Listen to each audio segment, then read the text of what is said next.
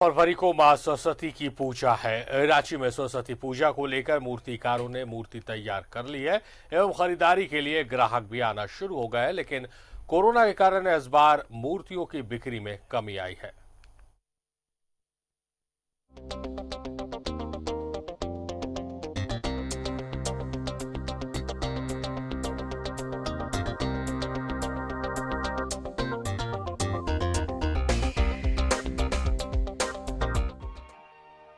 अगर आपके आसपास की फिजाओं में बिखरने लगे फूलों की सुगंध, दिखने लगे रंग बिरंगे सुंदर फूल, कानों में कोयल की कूक घोलने लगे मिश्री और हवा में आम के मंजर की खुशबू का एहसास होने लगे, तो समझिए वसंत का आगमन हो चुका है। वसंत उत्सव का आगमन कुछ इस तरीके से होता है कि प्रकृति भी अपना श्रृंगार करने लगती है। पेड़ों के पत्ते पीले होकर सूखने लगते हैं, झड़ने लगते हैं और ऐसे वक्त में गाया जाता है बसंत राग। बसंत राग गाने वाले बसंत पंचमी के दिन अपने आराध्य देवी मां सरस्वती की आराधना करते हैं। तो है ऋतुराज कहते हैं और वर्षा ऋतु को माना जाता है ऋतु रानी। तो ये ऋतुओं का राजा है बसंत ऋतु। इसमें जो बसंत ऋतु में देखिए हम लोग का गायन वादन के लिए सबसे हम लोग का आराध्य देवी जो है माता सरस्वती की पूजा होता है, जिसको बसंत पंचमी के रूप में हम लोग मानते हैं। संगीत का एक महत्व है और कलाकार का मन जो रंगीन हो जाता है। कला जो है, कला अपना आप थोड़ा सा और सुंदर रूप से कला में निखर आता है।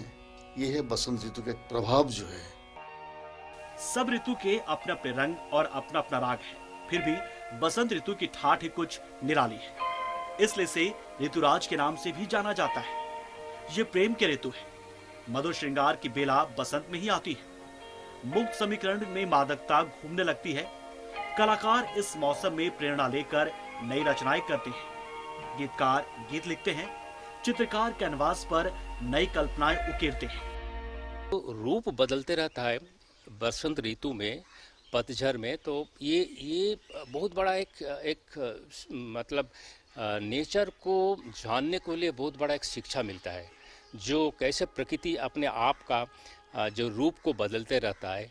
और बसंत ऋतु में उसको बड़ा आंखों देखा हाल में एकदम पता चल जाता है, जो चीज़ हर ऋतु में पता नहीं चलता है। और बसंत का जो आबहवा है, जो मतलब वेदर, उसका जो कंडीशनिंग है, वो भी हम लोग का मतलब कवि का मन में, साहित्य का मन में, मतलब कलाकार का मन में एक रंग का वातावरण ला देता है। उस रंग में हम लोग तो डिफरेंट कलर में उसको अभिव्यक्त करते हैं। वसंत आते ही प्रकृति का तेज और ओज बढ़ जाता है।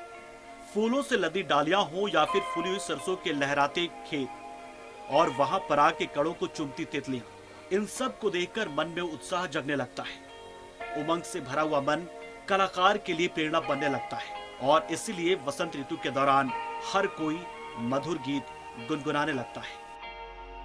बसंत के चपल चरण पिकी पुकारते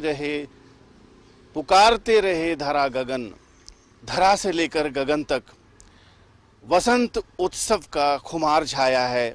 फिजा में आमों के मंजरों की खुशबू दिखाई देती, सुनाई देती, महसूस होती है। मगर ये सब तब होगा जब आप भी थोड़ा समय निकालकर अपने आसपास के वसंत उत्सव को निहारने निकलें। कैमरामैन अरविंद के साथ में शहनवाज अख्तर, न्यूज़ 11 भारत।